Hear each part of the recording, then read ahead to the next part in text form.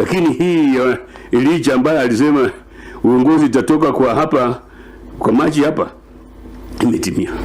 Na mtu ambaye atapinga basi laana mpate.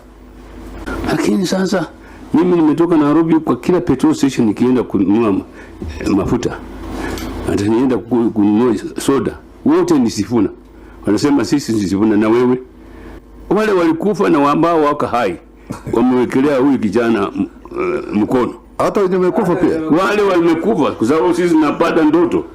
Na sisi kama dini ya Msamba tunapata ndoto. Hata huko Elijah ameweka mkono, Joash wa Rumuda ameweka, Haoya ameweka, wale watu wa dini ya Msamba kule bahari sisi tujui. Na sisi hapa kwa nini nani atapinga Sifuna? Mzee gani wa huko gani atapinga? It is not their problem. The problem ya kwamba huyu kijana amekucha na style hata ya Yesu. Kwa sababu miezi 6 iliyopita wewe na mimi ungejua Sifuna ni nani?